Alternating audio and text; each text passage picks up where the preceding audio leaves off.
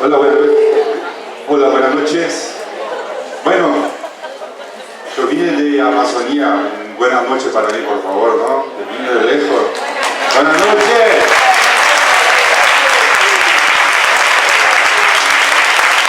Bueno, gracias. Bueno, quería agradecer primeramente a toda la organización, ¿no? de la Cátedra Libro Karma Sota. Es un gran honor estar acá y yo tengo que estar de pie porque estar delante de tanta gente que vino a escucharme y principalmente a empezar una formación y acompañamiento terapéutico con este perfil, ¿no? Un perfil que piensa clínica y política hoy en día, al menos para mí que vengo de un país donde el fascismo está como gobierno. Es algo revolucionario tener tanta gente así para pensar acompañamiento terapéutico como clínica y política. Entonces, muchas gracias.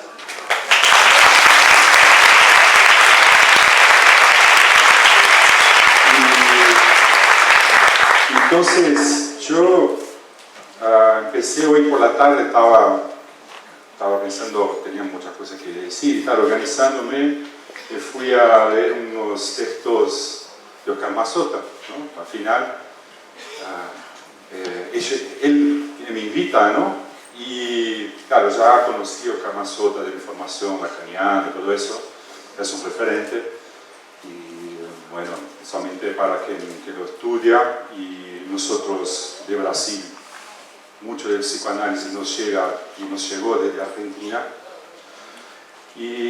pero como también tengo una aproximación con el arte, yo tomé un texto que lo recomiendo, está en PDF, se puede bajar directamente de internet, es un libro que se llama La teoría como acción, y hay un texto que es Yo cometí un happening.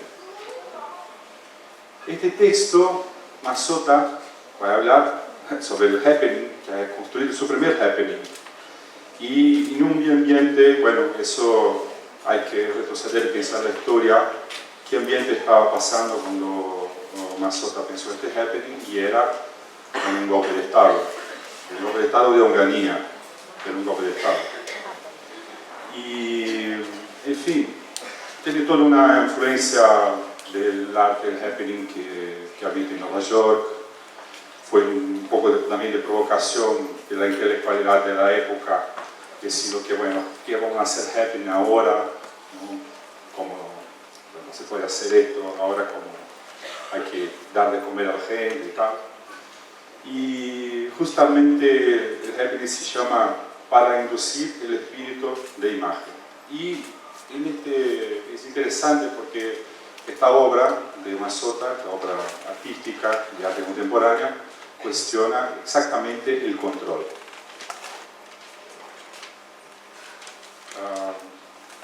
Sota se impactó bastante con el grupo Le Monde Young de Nueva York, incluso no soportó estar porque era un happening de 5 horas, creo, si no me equivoco, con un sonido estridente y la gente parada en el escenario, ¿no? Como algo bastante impactante, ¿no? y causaba era un poco raro, ¿no? Y incómodo principalmente.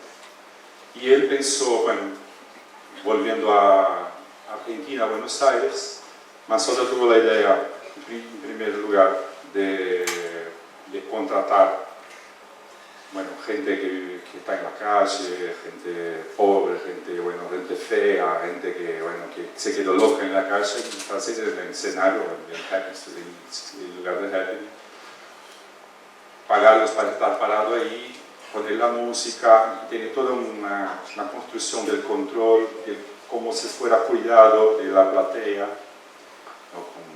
Tiene todo un esquema montado con estos extintores de incendio, y decir que estaba todo controlado, que él controlaba todo, que no había peligro algún para la gente que estaba en la platea, y en fin, ¿no? Y después en la obra él cambió y contrató actores, pero actores que hacían figuración en el teatro y tal, y agregó una cosa más que era decir esto: estoy pagando a esta gente para estar parada aquí.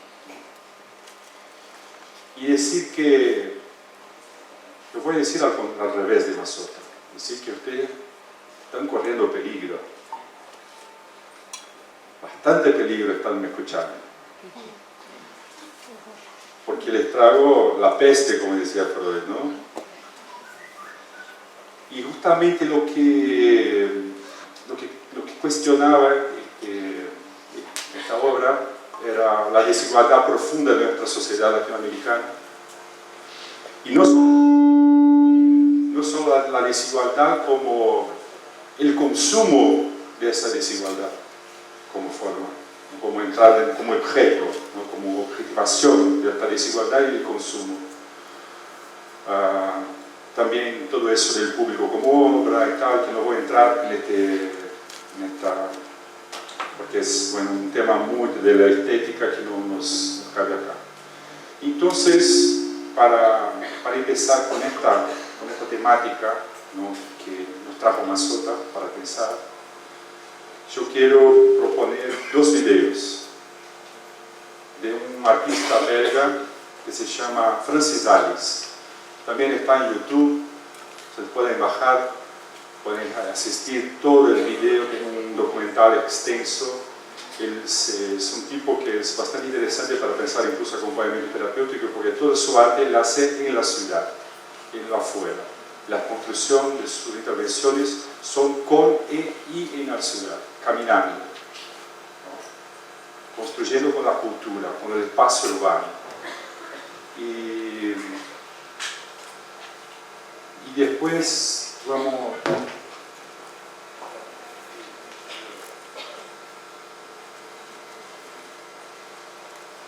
Vamos a volver a hablar. Primero solo, mira, esta obra se llama A veces, que no hace falta sonido,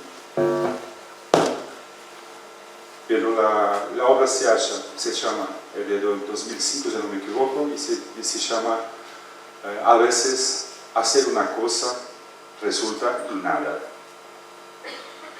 Y para quien está afuera y no puede mirar, el Francis Alice toma un cubo gigante de hielo y en la Ciudad de México pasa como 12 horas caminando por la calle, tirando este bloque de hielo hasta que se deshace.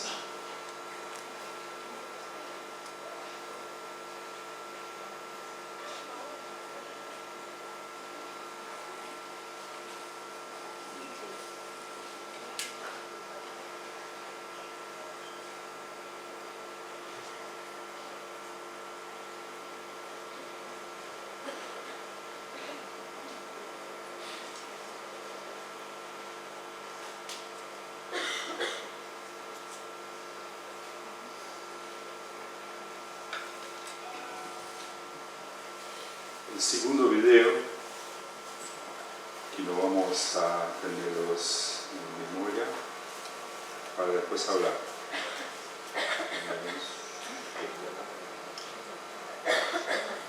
Y este es más, aquí el otro del 97, este es de 2005. Y este se llama Línea Verde y su subtítulo es A veces hacer una cosa poética resulta política, y a veces hacer una cosa política resulta poética. Y para quien está afuera, él está también caminando ahí ahora por Israel y Palestina, en la cinta de Gaza, se dice también acá, la franja de Gaza, con una lata de tinta, pintando una línea verde.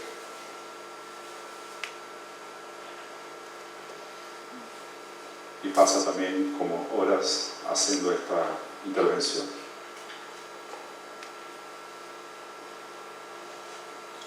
Entonces, guarden estos dos videos, hasta dos, y después tenemos un tercero para finalizar.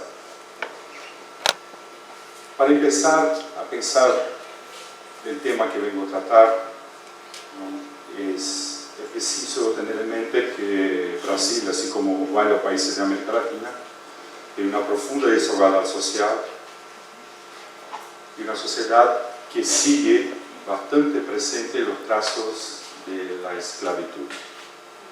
Una sociedad que por detrás de una cultura, un mito fundante del ser cordial, de cordialidad, de eso del brasileño, tiene un lazo social perverso que pone el otro en el lugar del objeto y, bueno, y lo consume casi como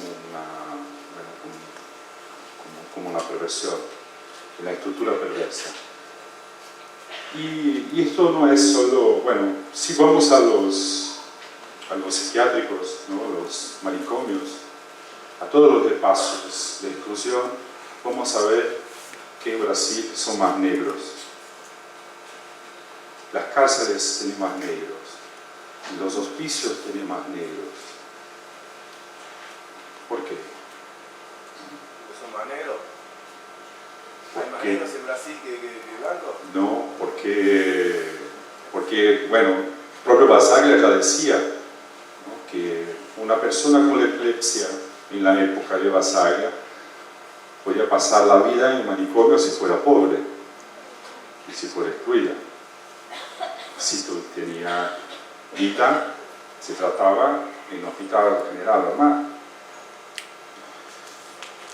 Hay que pensar también que los manicomios en Brasil, los grandes crecimiento de los manicomios de Brasil, de los hospicios, son después de la supuesta abolición de la esclavatura, después de 1888. Fue el último país de América a abolir la esclavatura. Y no es también como forma de control, ¿no?, de una sociedad, igual como ahí pueden recorrer a la historia de la locura de Michel Foucault y lo tenemos un poco después, en el siglo XIX. ¿No? Todo eso de una construcción del gran internamiento que es extremadamente moral y, la verdad, más que moral, una cuestión de quitar de la sociedad que incomoda. Que no... Entonces, tiene una... Hasta hoy,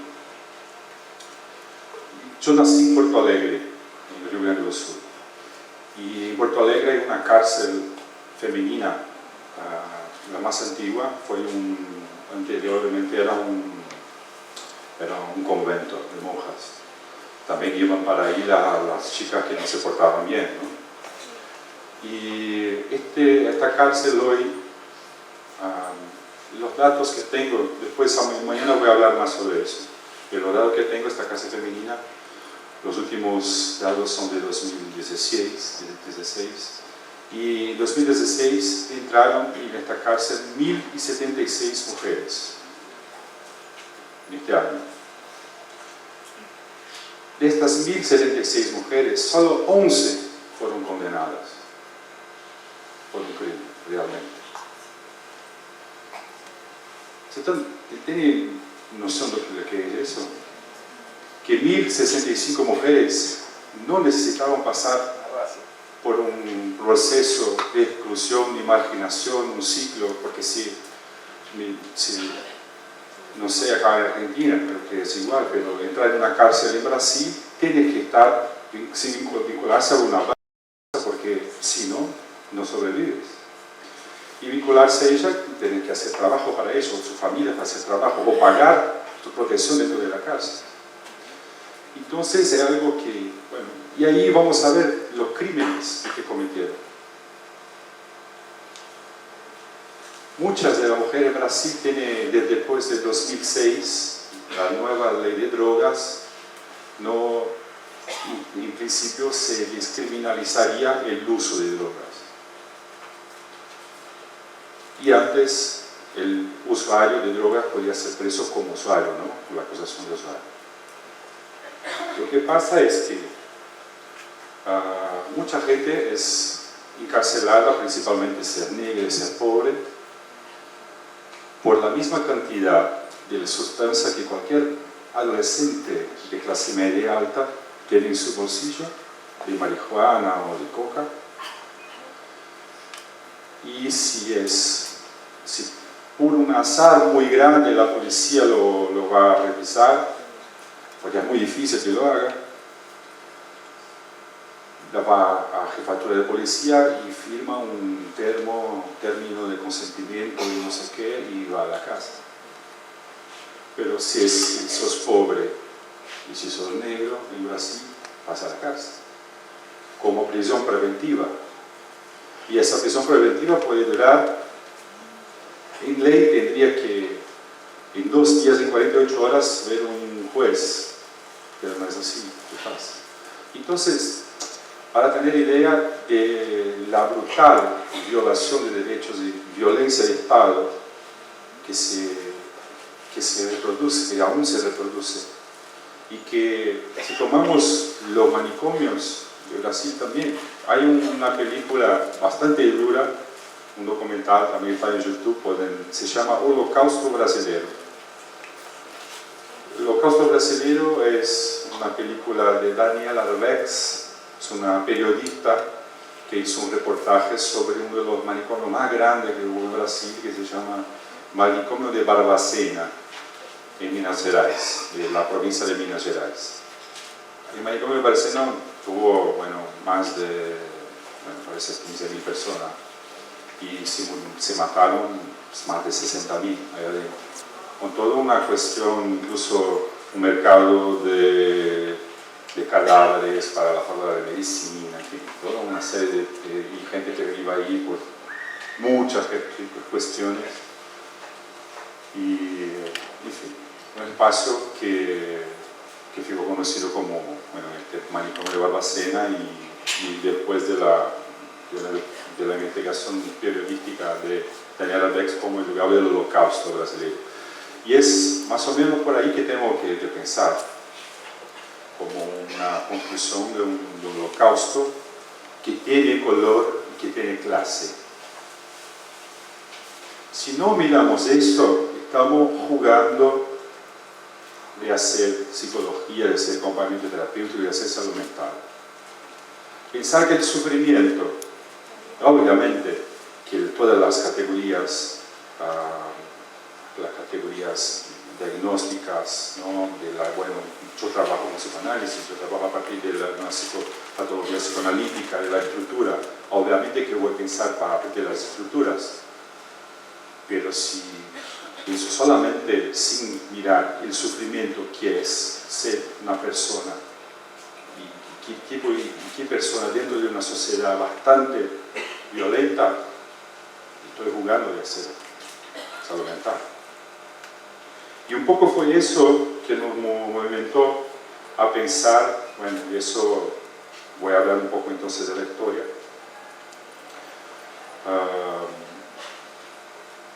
Partir un poco ya de la abertura, ¿no? Brasil tuvo una dictadura también bastante dura, militar, que empezó en 64 y terminó en 85.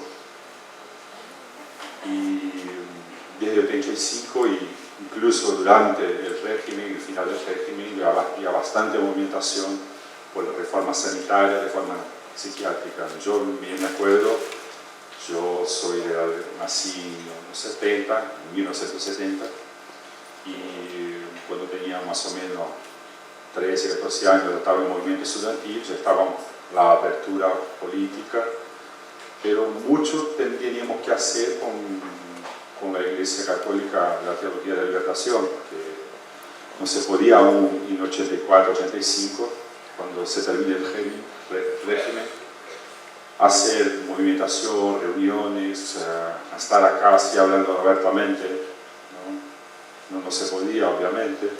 Incluso estar en grupitos de 5 o 6 era algo bastante revolucionario.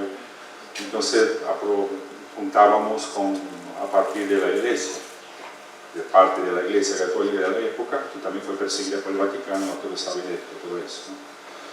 Y que, en fin, participé un poco incluso ya de la constitución de lo que se llamó en Rio Grande do Sul el Fórum Gaúcho de Salud Mental. Empecé a me aproximar por eso, por la lucha política, y ya llegué antes de entrar en psicología a militar un poco la lucha antimanicomial, como decimos allá.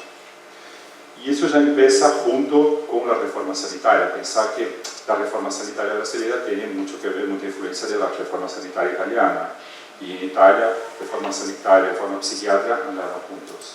Incluso por pensar que también la salud, a partir de una reforma sanitaria, a partir de pensar la salud integral, la salud mental tiene que participar de eso, de alguna forma.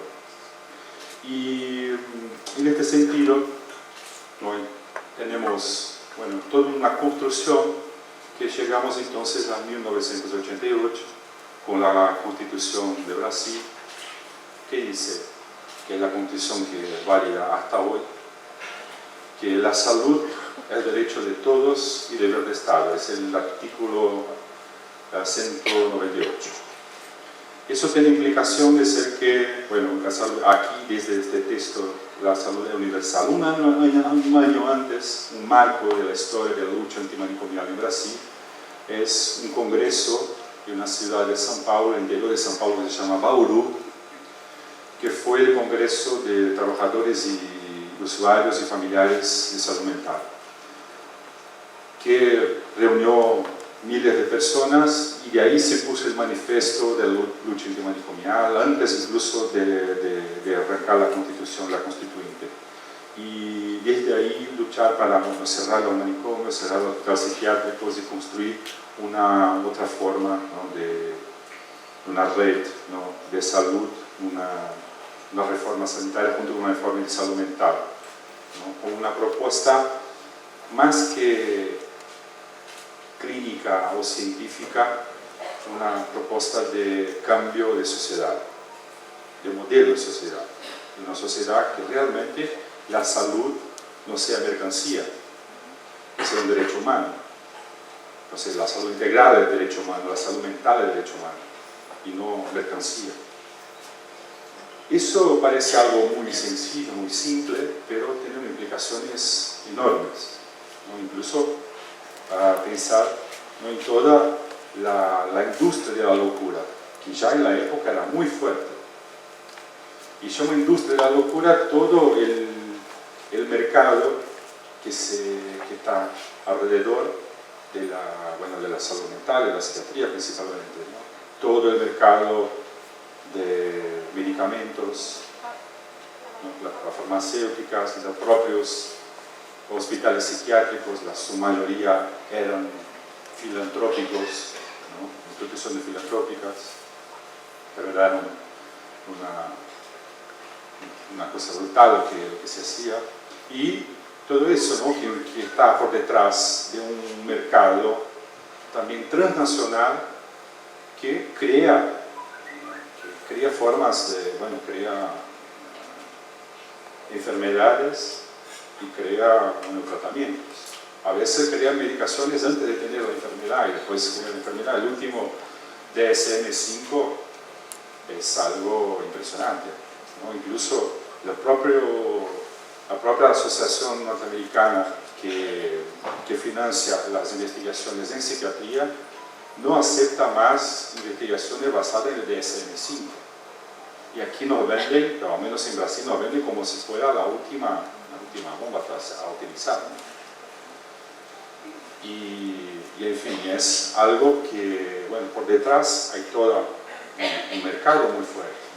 Y si también no miramos a eso, en nuestro gesto cotidiano, también estamos jugando de hacer clínica, de hacer cuidado. Entonces, por eso, yo digo que obviamente que todo eso se va construyendo despacio, ¿no?, con mucha lucha social, y en los primeros años, ahí estamos ya en los finales de los 90, inicios de los 2000, utilizamos bastante para construir una otra forma de concepción de una persona que se enferma, que tiene un brote, que tiene una crisis, una persona que tiene un diagnóstico, que se puede hacer tratar en libertad, ¿no?, como decía Basaglia, ¿no?, la libertad es terapéutica. Y eso no es algo fácil, hasta hoy es algo que se precisa construir, porque no es solo desde el campo de la ciencia que se fundamenta y se legitima un manicomio. Desde la sociedad también se legitima un manicomio. Entonces, desde el principio sabíamos que era una lucha que había que hacer desde las comunidades, digamos, comunitarias. Y estoy hablando de una época en que lo que sería el trastorno mental grave era el más estigmatizado, ¿no? Y hay un grande de la salud colectiva de Brasil que se llama Emerson Meri, y Emerson tiene una proposición bastante fuerte en relación a eso. Él dice que en toda época producimos lo que sería un humano menos humano. Y siempre hay nuestras sociedades, principalmente nuestras sociedades capitalistas, tienen siempre este humano menos humano para el cual hay todo un mercado que se construye. Un mercado que, bueno, que lo trata como objeto, como mercancía y que, bueno, tiene ganancia con eso. Y este humano menos humano de la vez en la época era el trastorno mental grave. Quizás, ya pensando hoy, el humano menos humano de la vez en Brasil sea el usuario de drogas, pobre, que fuma crack, como decimos ahí, pata base, pagos, como sea, ¿no? Para ese, ya vamos a ver cuánto se recrió de la estructura manicomial, de las estructuras de gran internación y de exclusión en Brasil actualmente, ¿no? Principalmente después del golpe del Estado de 2016. En este sentido, toda la construcción fue siempre en esta época, en la década de los 90, de ir al interior, de construir en cada ciudad, ¿no? El foro, por ejemplo, soy de Rio Grande do Sul. Rio Grande do Sul somos los gaúchos, ¿no? Son los gauchos de Brasil. Y en Brasil no dicen gauchos, ¿no? Entonces tenemos el Fórum Gaúcho de Salud Mental, el Foro Gaúcho de Salud Mental. Y la construcción de este foro fue desde los usuarios de salud mental, de las familias, de los trabajadores en cada municipio del estado, de la provincia. Pensar que no toda la gente, había toda una construcción de formación, ¿no? Y con mucha influencia de autores como Mario Testa, ¿no? de acá en Grande, ¿no? Que hablaba del sujeto militante, ético-político, ¿no? Como forma de buen actor de la salud, de producción de la salud de un militante sociopolítico. Toda una influencia también de la reforma psiquiátrica italiana, de la construcción comunitaria, de la reforma psiquiátrica francesa. Pensar que el catalán Tosquellas, que escapa de España después de la guerra civil, ya decía que hay que hacer una psiquiatría para cada persona. La psiquiatría tiene después la construcción de salud mental. Tosquellas fue uno de los grandes que influenció toda la psiquiatría del sector y toda la reforma psiquiátrica francesa. Tosquellas ya decía en los años 30 que había que repensar toda la atención en psiquiatría. Entonces todo eso empieza, y claro, el psicoanálisis, Vicente Gali, que es un psicoanalista argentino, se ayudó en esta época bastante, Rubén Oscar Ferro de Córdoba, es enteriano, pero es profesor hoy en la Universidad Nacional de Córdoba, y que en la época nos ayudó a pensar y descentralizar y hacer formación para toda esta militancia de salud mental. Entonces, el primer proyecto fue formar gente sobre salud mental, salud mental en libertad, en territorio, cerca de su casa, producir los primeros servicios de salud mental abiertos, que después venimos a llamar de centro de atención psicosocial, pero ya en esta época producir servicios especializados que fueran abiertos, que no fueran solo un ambulatorio para consulta, sino que trabajaran en la comunidad, que produjeran junto con los usuarios, con la familia, y también un movimiento nacional en todo el país de producción de leyes. Sabemos, hay un dicho triestino que dice, la carta no canta, ¿no? Que quiere decir que, bueno, que la ley sola no canta, quien canta son las personas. pero teníamos que tener un arcabuz, una cama, algo legal para realmente producir. Había todo un debate a nivel nacional, en el Congreso Nacional, de una ley nacional de reforma psiquiátrica, con bastante disputa, bastante dificultades de aprobación. Entonces fue una estrategia de la militancia de salud mental del país y la producción de leyes municipales y provinciales de salud mental. Entonces, en mi provincia, por ejemplo, el Rio Grande do Sul, la ley es de 92, la ley de reforma psiquiátrica provincial, que ya decía del cierre de los psiquiátricos, el cierre gradual y la construcción de una red sustitutiva en salud mental. Pero eso, ¿no? Gracias.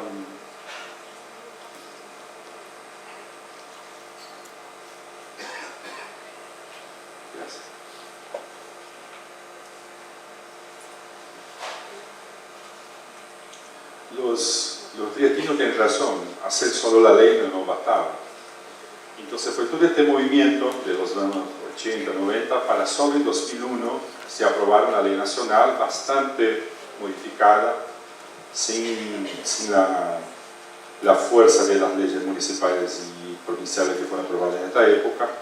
Entonces, más allá, estoy hablando de esto para decir que más allá de toda la construcción clínica, científica, necesaria, ¿no?, para construir un proceso de cuidado y de salud mental, de clínica en salud mental, también fue necesaria toda una construcción comunitaria de política como construcción de ciudadanía más que nada, ¿no? Ante todo, construcción de ciudadanía y de posibilidad de una sociedad sin manicomios, de todas las especies. Esta es, una lucha que no termina, ¿no? Porque parece que son estructuras que se arman y van se armando y desarmando, ¿no? Entonces, a partir de los años 2000, empieza toda una construcción de lo que fue llamado de Centro de Atención Psicosocial, el famoso CAPS de Brasil, que son estructuras de salud de media, serían de nivel secundario, pero también especializado en salud mental, y que fue por mucho tiempo la gran inversión del país, como todo, de los municipios y de las provincias. Tenía unas reglas, porque para tener un centro de atención psicosocial, la salud de Brasil tiene tres esferas, como dijimos, tres esferas de gobierno: el nacional, estadual, que es la provincia acá, y los municipales, las ciudades. La atención primaria es todo municipalizado, o sea, todo de las ciudades, que nace la gestión de las ciudades. La secundaria, la mayoría también, y la terciaria de estados y de gobierno central muchas veces. Lo que pasa es que también, aunque la gestión sea del municipio, hay también la financiación de las tres esferas de gobierno, ¿no?, para toda esta red. Es un poco complejo, pero todo eso parece que ciudades con menos de 20.000 habitantes, millones de personas, no tendrían la financiación del gobierno y del nacional y de la provincia. O sea, si quisiera tener un centro de atención psicosocial, tendría que financiárselo solo por sí, ¿no?, por la ciudad. Y lo que pasa es que toda la ciudad que no tiene más de 20.000 habitantes, pasa que no construyó un centro de atención psicosocial porque era impagable solamente. También una elección que pasó por una cuestión de financiación, de pensar 20.000 habitantes como mínimo, pero que dejó bastante, porque la inversión fue en el nivel secundario muchas veces, dejó bastante gente de fuera, ¿no? Y principalmente, yo digo eso porque voy a volver a este tema, y los procesos de desinstitucionalización de las personas que vivían en los hospitales psiquiátricos, ¿no? El psiquiátrico de Porto Alegre, en mi ciudad, llegó a tener 7.000 personas en la década de 70, ¿no? Y la mayoría salió por muerte, ¿no? Murió dentro del psiquiátrico en la época. Y cuando en los años 2000 ya estaba bastante menos gente, tenían como 1000 personas solo. Y ahí fuimos haciendo procesos de desinstitucionalización, con creación de servicios residenciales terapéuticos, de cuestiones también junto con otros sectores, que fue habitación, trabajo, entonces hacer una unión, una acción intersectorial para la construcción de procesos de desinstitucionalización, y principalmente utilizamos el acompañamiento terapéutico como dispositivo. Y ahí tiene una cuestión de disputa que fue en Brasil, ¿no? Tenía toda unos sectores que querían la construcción también de una profesión de acompañante terapéutico. Y yo les digo que yo era del otro bando, que disputaba y lo ganamos más, ¿no? No que no haya la profesión y formación de profesionales de acompañamiento terapéutico, pero no en universidades en Brasil. Que era pensar que todo trabajador de salud podía hacer acompañamiento terapéutico, como una herramienta, como un dispositivo clínico y no como solo el acompañante terapéutico. Tuvimos experiencias de algunos municipios, algunas ciudades que crearon la profesión y crearon la formación y querían también partía que en el sector público, de salud pública y salud mental, solo este profesional podía hacer porque tenía este rol dentro del municipio, y más que nada porque pensar en un centro de atención psicosocial y una construcción comunitaria en el que desde el médico, el psicólogo, incluso gente que no tenía grado de formación como técnico de enfermería, que podía hacer acompañamiento terapéutico, podría utilizar como herramienta el acompañamiento terapéutico.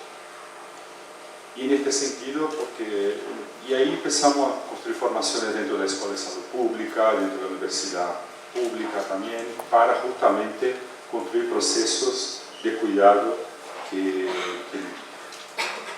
pudieran pensar otra forma de reconstruir la vida fuera del espacio del manicomio. Llegamos entonces de un salto, ¿no? Estamos en 2000, en los años 2000, y los años 2010 y 2014 fueron el grande crecimiento de lo que se llamó la red de atención psicosocial en Brasil. Fue una red y ya nos dimos cuenta en esta época que había algo que pasaba con incluso estos centros de atención psicosocial, incluso centros de atención psicosocial abiertos en libertad, que había algo ahí que no estaba bien, ¿no? Que no funcionaba, porque seguía siendo el lugar del especialista, y a veces se armaban como una forma manicomial de actuar dentro de espacios que tendrían que justamente ser sustitutivos al manicomio. Importante decir esto porque nos dimos cuenta que la inversión en la especialidad de la salud mental también fue un error. De cierta forma, pensar solo la salud mental y crear los centros de atención psicosocial en la mayoría de las ciudades de Brasil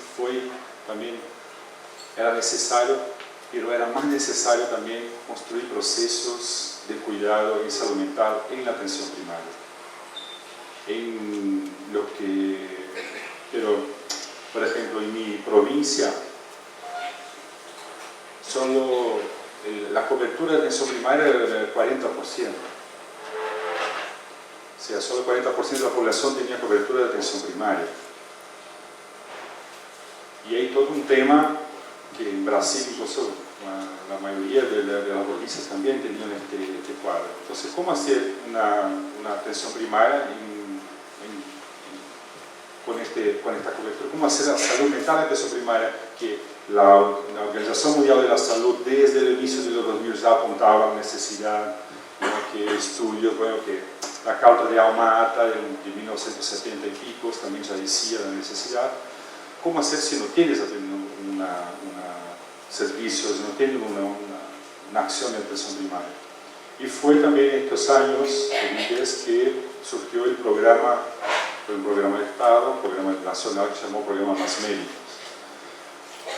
La gran cuestión es que la clase médica no quería ir a los barrios, a las villas, al interior, a las ciudades más lejanas. Entonces, también una influencia del relatorio Flexner, de ese modelo especialista flexneriano de la formación y lo que ganaba una persona siendo neurocirujano o siendo médico de atención primaria. Entonces, toda una inversión, porque esto también es algo construido, no es natural. Si vamos a Inglaterra, por ejemplo, un médico de atención primaria es donde están los médicos ingleses que están en atención primaria. Vas a un hospital en Inglaterra y están los médicos de India, Pakistán, mucha gente especialista. El médico inglés prefiere tener más estatus si está en atención primaria, ser médico de familia. Y hay todo un programa de llamar médicos del extranjero. Tuvimos bastantes médicos cubanos en Brasil en esta época y se pudo entonces pensar, porque no es solo el médico que hace la atención primaria, pero para tener un equipo de atención primaria, uno de los profesionales importantes es el médico. Entonces, con una atención primaria, información y crecimiento, se pudo entonces empezar a pensar más fuertemente en la atención primaria, en hacer construcciones de salud mental en la atención primaria, o sea, donde la persona vive, donde la persona está, donde se construye la vida de la persona.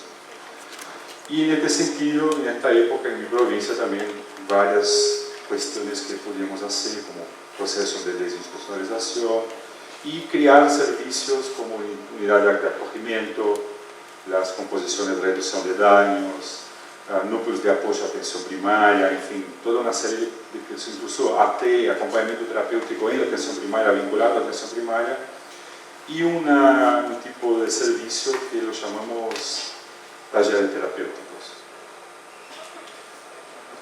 Y es importante pensar que, ¿por qué? Tenemos una cierta colonización de una forma de pensar salud, no solo salud mental, pero pensar salud a partir de la especialidad. Esto tiene mucho que ver con la forma estadounidense, ¿no? Toda esa influencia del relatorio Flexner, en cuanto que hay incluso investigaciones bastante difundidas por la Organización Mundial de la Salud, como la de Matthew Warner, que demuestran, por ejemplo, que el pronóstico de una persona con un trastorno mental grave, con un problema de salud mental grave, en una sociedad bastante industrializada, bastante, del primer mundo, es 2 veces peor que el pronóstico de una persona con el mismo diagnóstico en una sociedad más rural, tradicional y con menos dispositivos de salud mental especializados. 2 veces más. Entonces, ¿por qué estamos hasta hoy invirtiendo 80% del presupuesto en salud mental en el mundo justamente en la especialidad? Se dan cuenta que hay varios, no es solo este de Matthew Warner, es bastante difundido, pero hay muchos. No es que, esto lo estoy diciendo, pero no quiere decir que no sea importante leer el ambulatorio, la consulta especializada, el psiquiatra, ¿no? El centro de atención psicosocial en Brasil, casas de medio camino, en fin, todo este tipo de servicios, pero no poner casi 100% del presupuesto de salud mental justamente donde toda investigación científica dice que es 2 veces peor para la persona. Eso porque en un contexto menos urbanizado, menos industrializado, la persona es más acogida dentro de su propia comunidad. No tiene tanto efecto iatrogénico de toda esta red y también no tiene el efecto también tan fuerte del estigma. Más libre. Sí. Más que libre es... Más que libre tiene... Claro, tu cuidado y libertad está impuesto. Pero la cuestión es que yo no dejo, si tengo un contexto donde yo, Marcio, que tengo un diagnóstico, soy reconocido más como Marcio que por mi diagnóstico, mi pronóstico es mejor. De eso que se habla. Es pensar que... Y también no es novedoso pensar que el señor que tiene una pintura ahí, el señor Carl Sigmund Freud, lo decía esto en el siglo XIX para el siglo XX. ¿No? Que, bueno, pensar el acto político de Freud de tomar las personas más izquierdas de su época de una sociedad victoriana, que eran las mujeres histéricas, y escucharlas más de su histeria. Pensar que sus profesores, en un pasaje, lean Freud, Leon Freud, porque hay un pasaje que él dice que un profesor de cátedra de psiquiatría le decía en la facultad de medicina que una mujer histérica lo que necesitaba era un penis erectus. Es una violencia y un machismo brutal, pero era eso el contexto social de la época, ¿no? Que se ingresaban de por vida. Charcot hacía presentaciones de mujeres histéricas en su clínica en París, ¿no? En la Salpêtrière. Freud la asistió y justamente Freud fue a escuchar a esta gente. ¿Y por qué va a escuchar? Después, esto es de mentira, él está fingiendo. Y él dice, no, fue a escuchar, y no solo escuchó, como incluso cuando intentaba hablar y su analista decía, cállate, que déjame hablar, y se callaba y escuchaba, y aprendió con las mujeres de la época. Entonces, se trata de eso. Y si tenemos un trabajo que está más cerca de la persona, en la comunidad, construcción comunitaria, ¿no? Como los españoles lo dicen normalizado, más normalizado. Me gusta mucho esta expresión porque, en fin, tiene esto de la naturalización un poco del proceso, pero es tener más, hablar más con la persona y menos con su diagnóstico. Y entonces, varias prácticas con este espíritu empezamos a hacer en Brasil, en mi provincia, con lo que se llamamos talleres terapéuticos. Los talleres, eran en la atención primaria, en el medio comunitario, y ciudades con menos habitantes podían tener. Era como un dispositivo de salud mental en la atención primaria, dentro de la atención primaria o un servicio comunitario, no necesariamente vinculado a salud, que podía ser lo que la ciudad necesitaba. Y ahí pensar el problema de salud de cada ciudad, el problema de salud mental de esta ciudad. Entonces, yo en una charla en Córdoba vi dos ejemplos de una pista de skate, que fue un taller terapéutico en una ciudad chiquita de 5.000 habitantes, una ciudad sojera, que los chicos no tenían nada que hacer y se quedaban en la plaza central de la ciudad chupando, fumando marihuana, porque no había nada que hacer. Entonces, era algo, y con un problema, principalmente el problema de salud, con niveles de alcoholemia muy fuertes, con varios ingresos por un nivel de alcoholemia muy pesado, o con coma alcohólica y situaciones de riesgo muy fuerte. Entonces la ciudad pensó, vamos a hacer un taller terapéutico para estos chicos. que es el problema más gritante, más fuerte que tenemos en la ciudad. Y nos viene a preguntar, estamos en la época en la provincia, y devolvemos la pregunta como buen psicoanalista y decir, bueno, pero vaya usted a los chicos de tu ciudad y pregunte a ellos lo que ellos quieren hacer. Y quisieron que yo no sea una pista de skate, y ahí el secretario, se llama el secretario de salud, dice, pero ¿cómo voy a hacer una pista de skate? ¿Cómo voy a justificar eso ante el Tribunal de Cuentas, qué sé yo? Justamente este tipo de inversión de financiación era para hacer, tenía un presupuesto para hacer la implementación del taller, para comprar material, cosas así, y un presupuesto para un tallerista mensual, para contratar un tallerista. Y, en fin, se hizo un halfpipe, ¿no? Que es CU. Había una persona que trabajaba en atención primaria, que era un profesor de educación física, educador físico, que era skatista, no sé si se dice, que era skatista y que, bueno, fue contratado como tallerista y luego, bueno, después de 2 meses, ¿qué pasó? ¿No? Trabajó con la cuestión de reducción de daños, empezó a hacer los talleres y claro, si está muy chupado, si está muy borracho, no va a hacer las maniobras, entonces quieres hacer la maniobra con el otro.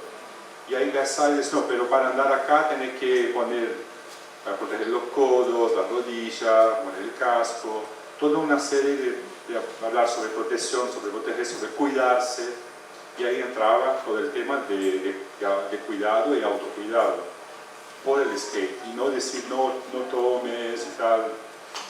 Y hubo mucho éxito con, simplemente parece que cayó el nivel de, bueno, no hubo más ingresos por toma alcohólica en la ciudad, de los jóvenes. Lo que sí es que los viejos empezaron a reclamar de la música alta, del sonido del skate y todo eso, pero ahí es mejor que... Otra ciudad hizo un grupo de teatro. Había un teatro que estaba abandonado, entonces en una ciudad chiquita también con 10.000 habitantes, en la Serra de Río Grande do Sul, y este teatro que estaba hecho, bueno, decir una palabra aquí, hecho mierda, ¿verdad? Entonces utilizaron el presupuesto de la salud del taller terapéutico para arreglar el teatro y empezaron los talleres terapéuticos sobre salud mental, sobre prevención y promoción de salud mental con teatro. Contrataron un tallerista de teatro, un director de teatro, y que el problema principal ahí de esta ciudad, que es algo que trasciende un poco también nuestras fronteras, eran las autolesiones de los adolescentes, y bueno, también un poco había una situación de suicidio y algo así.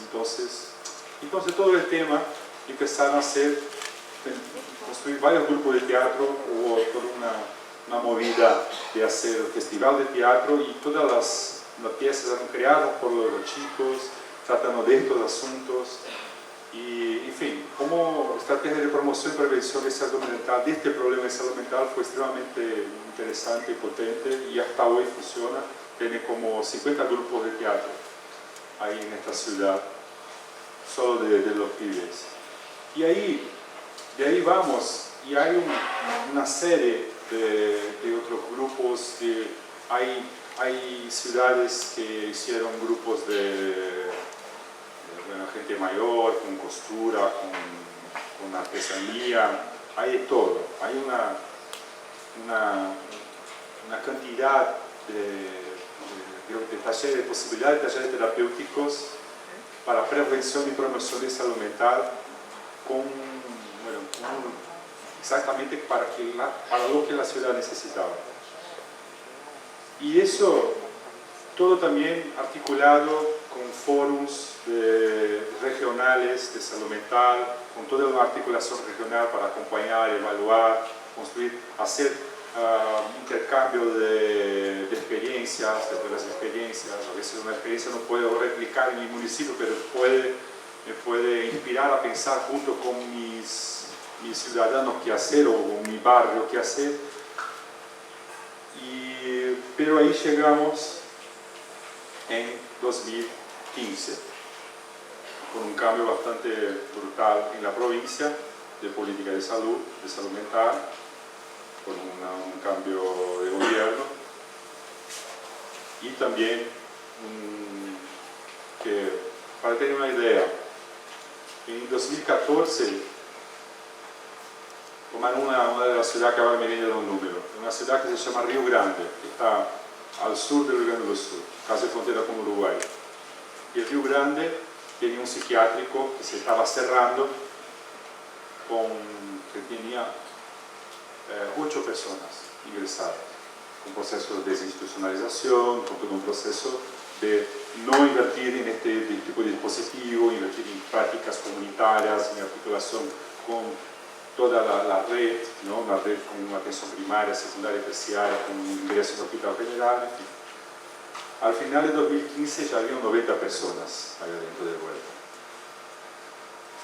que fue, la verdad, un fortalecimiento de todo el parque manicomial, que empezó ya con toda esta onda de retroceso, que culmina también con el golpe de Estado de 2016 en Brasil. La primera medida que Temer como presidente tomó fue aprobar lo que se llamó la enmienda constitucional 95. Esta enmienda constitucional, todo en el clima del ahorro de plata y todo eso, congeló el presupuesto de salud y educación por 20 años. Entonces, un presupuesto que ya no era suficiente para dar cuenta de toda la salud y educación, está congelado por 20 años.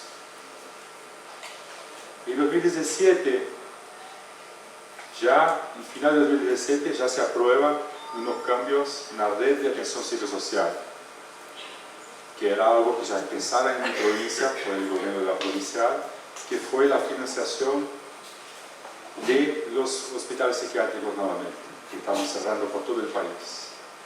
Y también financiar por salud lo que se llama en Brasil comunidades terapéuticas, que no tienen nada que ver con las comunidades terapéuticas inglesas, de forma psiquiátrica inglesa, ¿no? La comunidad terapéutica de Brasil son como las haciendas, y la gran mayoría, 90%, vinculadas a iglesias evangélicas, evangelistas neopentecostales, que tienen gran fuerza en el Congreso, que tienen gran fuerza en el golpe de Estado. Pensar que son lugares donde una persona va y se queda como mínimo 9 meses, con bajísimo nivel de curación, digamos, ¿no? Como de éxito, pero también lugar para incluso varias con violaciones de derechos humanos brutales, sin proyecto terapéutico claro, sino que una evangelización. Entonces, si vamos a pagar entonces un Estado laico, no podría pensar en una forma así de producir salud mental, ¿no? Principalmente con una gente. Toda una serie de cambios fue de la desinversión del programa Más Médicos, que levantó, por ejemplo, en el Rio Grande do Sul, atención primaria de 40 a 70% de cobertura. Ciudades que tuvieron 100% de cobertura de atención primaria, que ya no tenían más. Cambios también en las leyes del trabajo, ¿no? De la reforma de las leyes laborales, y para demisión fácil, para tercerización, todo tipo de tercerización. Y llegando a 2019, con el decreto del fin del programa Más Médicos, con toda la construcción de la reforma de la previdencia, y en términos de salud mental, se editó al inicio del año una nota que era la que construía el término de la política de salud mental de Brasil, y no era más política de salud mental, era la política de enfermedad mental, porque es ahora en Brasil, acabaron con la red sustitutiva, la inversión es en el hospital psiquiátrico y psiquiátrico y en la comunidad terapéutica. El volver a los hospitales, que muchos no lo hacían más, solo, por ejemplo, en el Rio Grande do Sul tenía uno que tenía un equipo de electroconvulsoterapia, o sea, volver al electroshock dentro de los espacios, volver a hacer neurocirugía, lobotomías. Y esta es la actual política de salud mental de Brasil. Además de eso, toda una contrarreforma sanitaria, que es acabar con la atención primaria, y también todo un debate de dejar de ser un sistema universal, que siempre que sea el copago, que el ciudadano pague un poco junto con el Estado, ¿no?, el acceso a salud. O sea, la salud volviendo a ser como proyecto de Estado una mercancía. En este sentido, yo cuento todo eso, un poco cansativo, un recorrido histórico bastante largo y corriendo, para decir dónde llegamos actualmente en un retroceso brutal en la política de salud mental. Hay mucha resistencia, mucha construcción, por ejemplo, muchos talleres terapéuticos que siguen solo con la financiación del municipio, porque fue tan fuerte que en la comunidad se construyó que los alcaldes no tienen cómo sacar este tipo de servicio, porque si no, nunca más van a ser elegidos a nada, ni a síndico de su predio. Entonces, hay procesos que sí siguen como resistencia y como reinvención. Yo hago parte de un grupo de teatro. Un grupo de teatro que se llama Nau da Liberdade, sería la nave de la libertad, un poco la nave de los locos y la libertad terapéutica, ¿no?, que es formado por personas con diagnóstico, sin diagnóstico, todos actores, ¿no?, y tenemos el grupo de teatro con una forma también de resistencia y de producción de salud mental, de construcción de salud mental en acto. Nos presentamos en teatros, ahora por ejemplo tenemos un contrato de trabajo bastante grande con una temporada de presentaciones y todos reciben el mismo pago como actores. Y más que eso, ¿no?, estamos en escena, hablamos bastante siempre por el tema del tema salud mental como una propuesta, pero hacer un poco de resistencia en este sentido también, ¿no?, de utilizar el proceso artístico para la producción.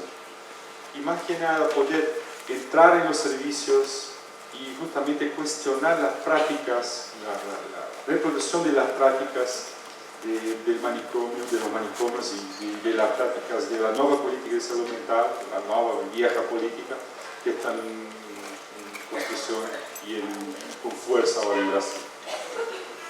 Volviendo a los vídeos del inicio, pensar que lo que Francis Sales nos interroga a pensar como empujar un bloque de hielo, no es todo ese trabajo de Sísifo que a veces lo hacemos y ponemos el trabajo en los servicios de salud mental a hacer, ¿no?, la burocratización de la vida, la burocratización incluso de la persona, cómo transformar. Y ahí el tema del holocausto brasileño muy fuerte, ¿no?, ese concepto de Hannah Arendt sobre el holocausto, que es la banalidad del mal, que es transformar la persona en número, en cosa. Se hace en el manicomio, pero se puede hacer también en los centros de atención psicosocial, se puede hacer incluso, se está llamando eso de acompañamiento terapéutico. acompaño a una persona si yo trato a esta persona como solo un diagnóstico y no como una persona con toda su singularidad. Y al mismo tiempo que a veces producir proyectos simples y poéticos, también tiene una construcción que es siempre política. La clínica, el cuidado siempre es político, porque es la construcción de cómo el otro se construye, cómo yo acompaño a la construcción del otro en el medio social. Y pensar que la tinta verde de Francis Sales en la cinta de Gaza tiene que ver con la cinta verde para cruzar, ¿no? Distinto de la cinta roja, que no se puede cruzar, la cinta verde para cruzar de todos los lados. Pensar que es eso, que estamos cruzando de lado al otro de esta frontera entre normalidad y locura todo el rato, y que es importante que tengamos también ese proceso, ¿no? de construcción de ciudadanía, ¿no? Y que el otro no está en el otro lado de una frontera imaginaria, de una frontera a veces científicamente construida. Pensar que solo la ciencia a veces es extremadamente peligrosa, pensar que el holocausto nazista era basado en una ciencia eugenista, neogénica, de la construcción genéticamente de una raza superior, y esto era científicamente comprobado para ellos, ¿no? Era algo, incluso llamaban las bombas de gas de eutanasia. Pensar que la Alemania nazi empezó sus gaseamientos, su asesinato en masa con los locos y la persona con deficiencia, y con una ciencia por detrás. Pensar que si solo estamos con una ciencia que se presume neutral, corremos un serio riesgo de construcción de pequeñas y seguidas violencias con el otro, y que realmente todo, aunque sea en momentos más productores de construcción democrática, democracia participativa, que ya viví en Brasil, de construcción de procesos de salud mental, todo eso bajo un gobierno que lo apoyaba, también se decidía en cada gesto de cuidado, porque el autogobierno del trabajador de salud mental está también en construir en este gesto de cuidado soy yo. Y en este gesto de cuidado clínico, la persona que está conmigo es solo un diagnóstico, yo estoy simplemente repitiendo la misma forma de manipular. Y decir, finalmente, y ahí lo dejo con el último video, que estar en la escena de la construcción de salud mental, sea donde sea, es estar en este conflicto, es mergullar en este conflicto, que es un conflicto que es de clase también, es un conflicto que es racial en Brasil muy fuerte, que es un conflicto que es económico y es profundamente político.